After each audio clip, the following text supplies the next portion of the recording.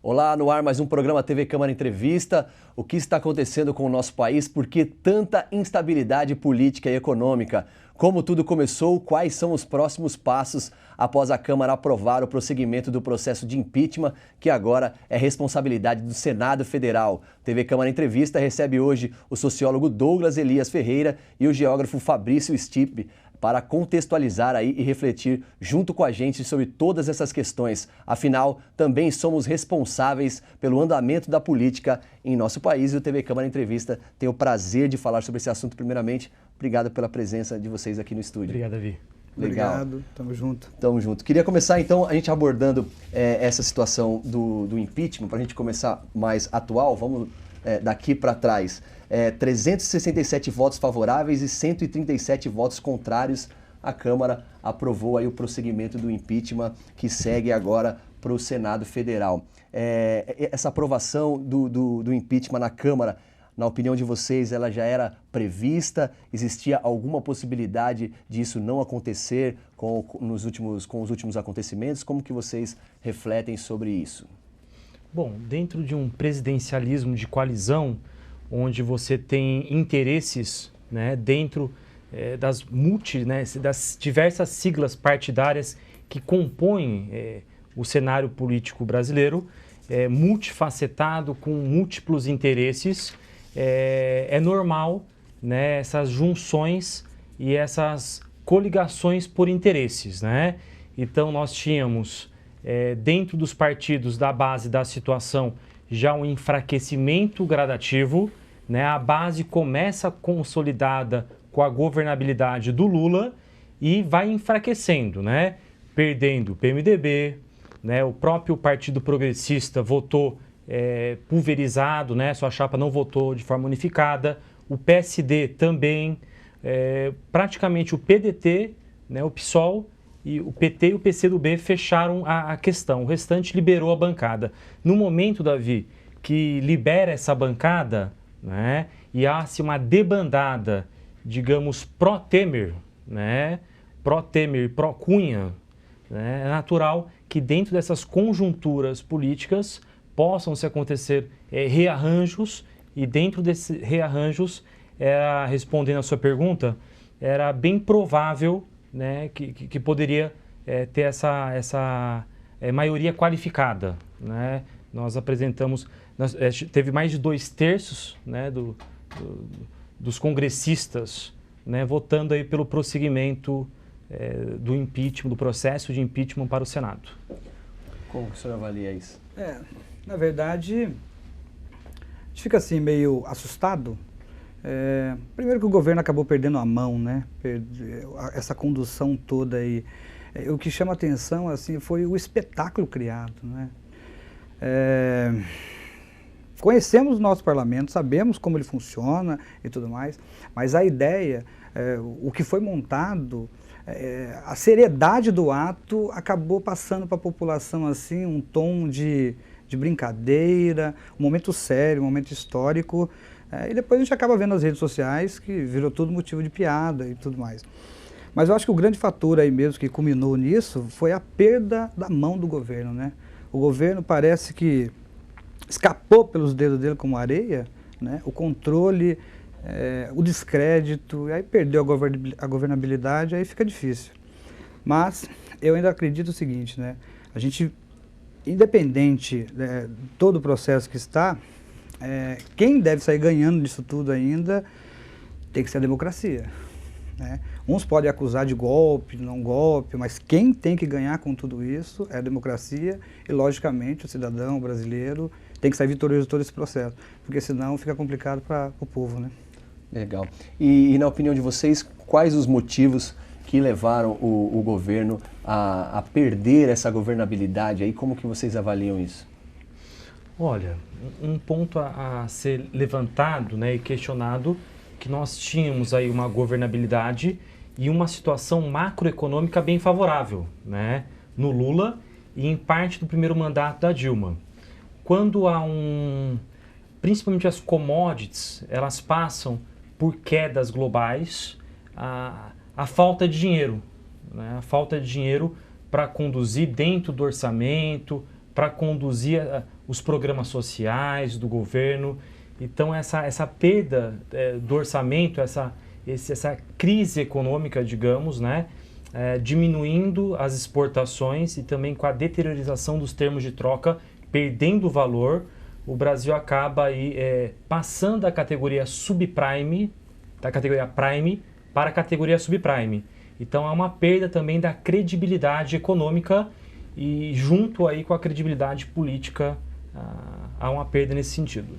O senhor concorda também que, de repente, se o Brasil não tivesse vivendo esse momento delicado economicamente, talvez a vida do governo seria mais fácil aí na condução desse mandato? Como que o senhor avalia isso? Mas eu acredito firmemente aí que a questão econômica foi afetada pela crise política. Porque, na verdade, essa ideia de todos os dias a notícia de corrupção e sempre envolvendo pilares do governo, acaba deixando as pessoas... O que é isso? Não é? Se dentro da sua casa a pessoa está levando uma vantagem e o povo, como é que está nessa situação toda? A estrutura básica, né? Nesse sentido, eu até gostaria de citar Maquiavel. Maquiavel fala o seguinte, o governante é preferível que ele seja temido do que ser amado. E a Dilma caiu numa situação complicada, porque nem era temida e muito menos amada, né? Ainda quando era o Lula, ele tinha uma popularidade, as pessoas viam um carisma forte nele, mas agora com essa nossa presidenta, acabou perdendo essas duas possibilidades, nem temida, nem amada. Então, a corrupção ajudou demais a empurrar ela rumo ao impeachment. Espero, né, que com tudo que aconteceu, os nossos políticos olhem para isso, seja um recado, né? Não dá mais, a sociedade não aceita mais essa ideia de levar vantagem, de ter o jeitinho brasileiro. Então, está na hora de acordar. Ela perdeu a mão, por mais que fale, senão todo o governo tinha. Mas nesse, a sociedade acredita, não, nesse governo não pode ter. E apareceu aos montes, né?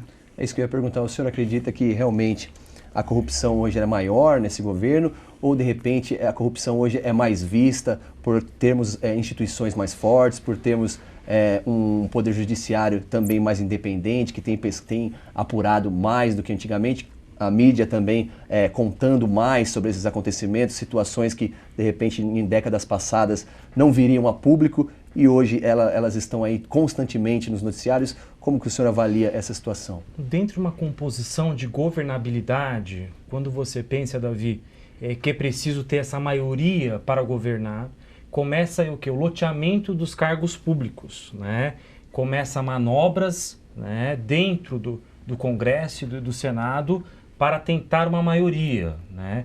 Então esse presidencialismo de coalizão, ele ilustra muito bem uma crise de representatividade, né? Então essa troca de interesses, né? Esse Congresso, né, e o Senado, os congressistas de maneira geral, com esses interesses conflituosos, eu diria que começa o processo de corrupção bem antes, né, da própria eleição. Digamos, com o financiamento privado das campanhas, com o recebimento, né, de dinheiro de grandes construtoras, né, de grandes corporações. Então, quando é eleito, né, esse parlamentar, esse congressista, ele já vem, digamos, viciado para o jogo.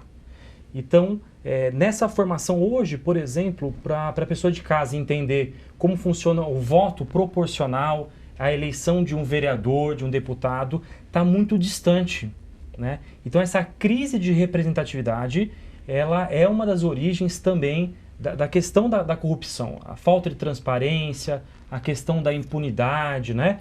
Mas respondendo, Davi, a sua pergunta, eu creio que nesses últimos 25 anos, o Brasil ele teve diversos casos de corrupção. Nós tivemos aí no governo Fernando Henrique Cardoso, por exemplo, o CIVAM, né? O Sistema de Vigilância da Amazônia superfaturado. Nós tivemos a compra de uma reeleição, onde se discute, né, os doleiros, como que funcionou, né, para essa compra. Nós tivemos o governo Lula com mensalão, né, que tecnicamente foi o quê? A intervenção do executivo no legislativo, através de uma mesada. Porém, a situação em 2008, macro e microeconômica, era bem distinta do momento atual, né? O momento atual, se a gente for pegar a perda de poder aquisitivo, né, tudo isso movimenta bastante. Então, a corrupção é algo que vem, né, bem antes, digamos, mas analisando os últimos 25 anos com bastante força, né? Agora com as outras linhas de investigação da Lava Jato também, né? E tudo isso está vindo à tona, né? Isso é importantíssimo. Então, a autonomia da Polícia Federal, do Ministério Público, atuando realmente, né, dentro da sociedade, isso é importantíssimo. Legal. Como o professor falou aí um pouquinho de necessidade de reformas, né, para que a gente vincule aí uma mudança. E o senhor acredita que, trazendo aqui hoje para os atores da política, que hoje é o Congresso, que estão aí fazendo história no nosso país, dá para a gente esperar alguma coisa desse Congresso no sentido de aprovar leis que realmente, que nós deixemos de ser paliativos na nossa legislação e, por exemplo, financiamento privado, todas essas questões, dá para a população acreditar que o Congresso pode tomar medidas que nos ajude a sair dessa sinuca de bico, professor?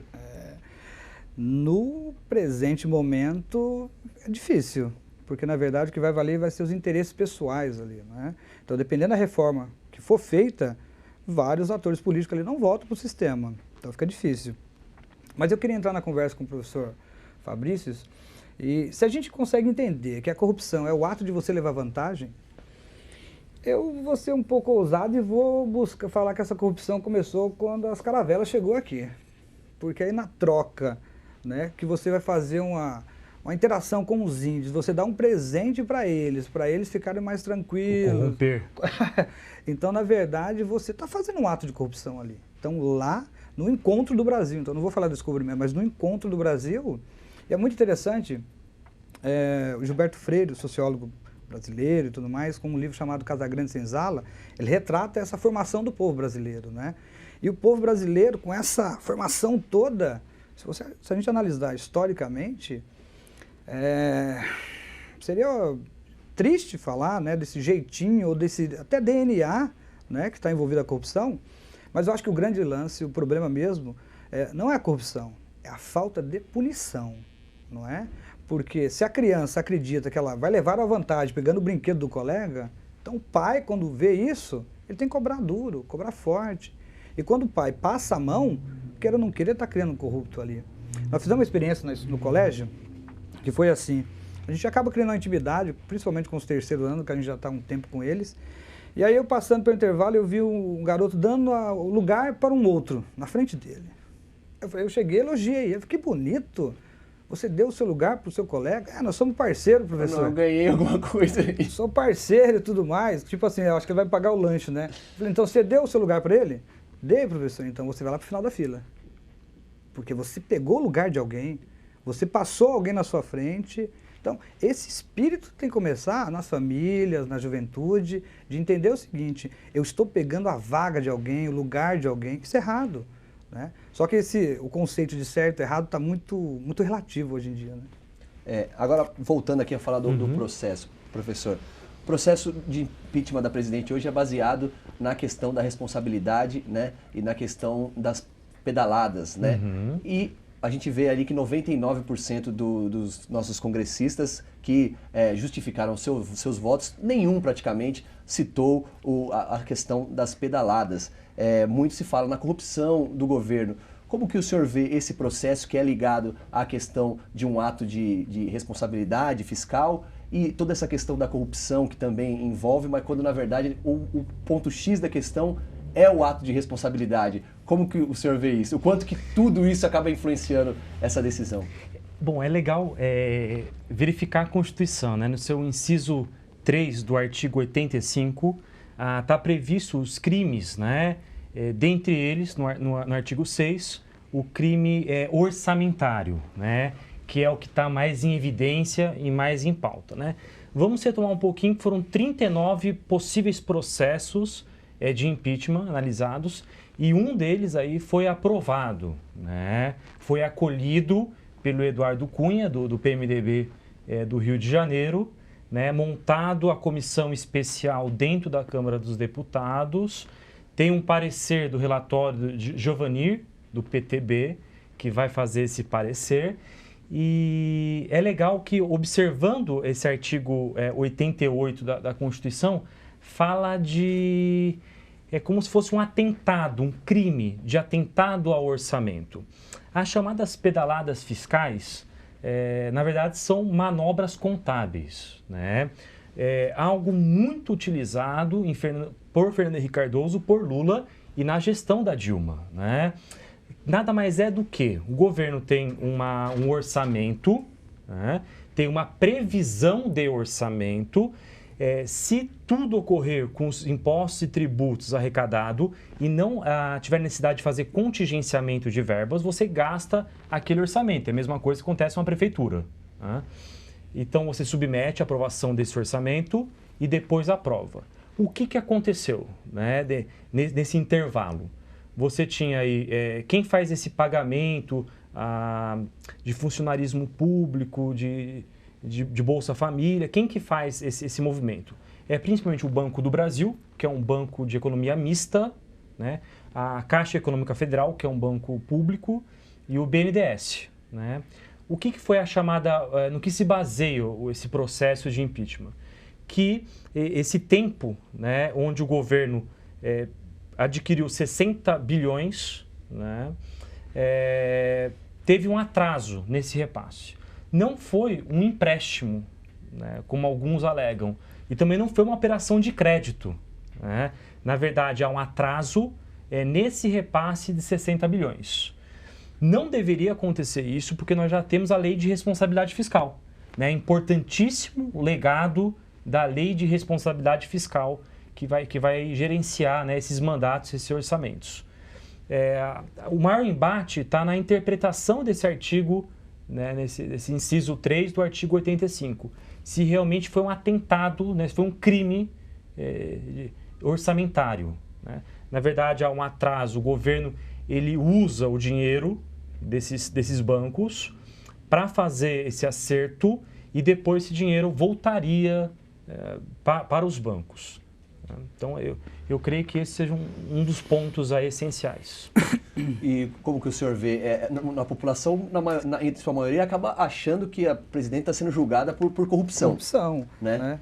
E o que chama atenção é assim, o que é levado à população, eles acabam entendendo como verdade e vai fazer o juízo de valor. Mas, com os deputados, é triste, porque a maior parte deles não entendia o que estava votando ali, né? Se perguntasse, se tivesse a ousadia de perguntar sim ou não, por quê? Por que o senhor está fazendo isso? Pelo meu pai, pela minha mãe. Entendeu? Aí fica difícil. Eu queria fazer um exemplo dessas pedaladas, assim, né? O governo tinha esse dinheiro, estava reservado, só que tinha que fazer os pagamentos, não é? Só que para os investidores, para a comunidade internacional, era interessante ver o quê? Que o Brasil tinha superávit, tinha uma grana guardada. Então, segura isso. Os grupos que precisavam disso, INSS, os bolsas da vida, ficaram literalmente no conta-gota, mas o mercado internacional conseguia ver que o Brasil estava se sustentando. Então, essa maquiagem é que acaba comprometendo todo o sistema, porque aí quando você começa a pagar, aí você vê o tamanho do buraco que acabou se colocando. Mas o triste para nós, né, é que os nossos representantes não têm noção disso, né? Então vai pela família, pelo sagrado, por tudo, mas menos pelo problema que tinha que ser julgado, né? A questão fiscal, que não respeitou, porque senão fica difícil. Eu acredito que essa possibilidade agora vai abrir um precedente complicado, porque é recorrente. Então, os governadores fazem isso. Os governadores fazem isso, os prefeitos fazem isso, né? Então, pegou ela por isso, legal. Você pega lá em cima, então, o governo federal, e tem que ser um efeito cascata agora. Porque se funcionou para um, tem que ser regra para todos. E isso seria fundamental. Essa, digamos, farra orçamentária, né, ela é promovida pelos governos estaduais. Então, se de fato vamos estar, né, mais atentos a isso, né? Mais atentos a isso, ótimo, né? O que não pode se tratar de um processo de perseguição política. Então, assim, obviamente os juristas vão estar avaliando, né? Agora, representante da Casa do Povo, agora os representantes dos estados, né, os senadores, vão estar julgando isso, né? Então, nós pedimos com urgência uma avaliação muito bem criteriosa. Por quê? Porque agora, com esse encaminhamento, né, com esse prosseguimento do impeachment para o Senado, Com maioria simples, são apenas 41 senadores de 81. Tecnicamente, nós já temos 47, né? 47 senadores que estão favoráveis ao processo de impedimento. Então, a presidente ficaria afastada por cerca de 180 dias e Temer assumiria, né? Então, com esse processo aí, com a questão do Tribunal de Contas da União. Porém, para realmente, né, a presidente ser afastada, nós precisaríamos, seria preciso aí a maioria 2/3. Mas o Senado está numa situação de estar justa agora, né? Porque se o Congresso dá uma aprovação dessa, a sociedade vibra. Ontem à noite parecia final de Copa do Mundo, né? Se o Senado, dependendo da postura que ele tomar, o Senado será julgado como ele não é do povo. Porque o povo, sem entender mais ou menos o que está acontecendo, né? Está aplaudindo, está aprovando tudo isso. Então o Senado ele vai para a votação... Parte do povo também, porque nós temos uma massa grande aí nas ruas também, né? Mas ele vai pressionado. O Senado ele vai para fazer essa análise, esse julgamento, pressionado. E isso é muito complicado, né? Tinha que ser imparcial. Mas é difícil. Será que o Senado, né, após esses 180 dias, será que ele vai ter essa maioria qualificada? Porque também, se você de repente afasta, né, e depois de 180 dias é arquivado esse processo de impeachment, o governo vem com uma força considerável. Então, é necessário ter muita cautela nesse sentido para não ficar parecendo uma perseguição política que viraria uma vitimização histórica, né? Então, tem que tomar muito cuidado, porque essa onda, né, de patriotismo, de verde e amarelo, de fora PT, ela pode soar como golpismo mesmo. Então tem que tomar muito cuidado com o embasamento jurídico, né, para verificar se procede realmente. Inclusive essa é a visão de muitos órgãos de imprensa internacionais que estão vendo isso de fora também, né? Essa análise aí muito variada. A gente vai para um breve intervalo aqui no TV Câmara Entrevista de hoje. Nós voltamos daqui a pouquinho para entender um pouco mais do momento que o Brasil e que os brasileiros estão vivenciando hoje com relação a essa crise política no nosso país. Voltamos daqui a pouquinho.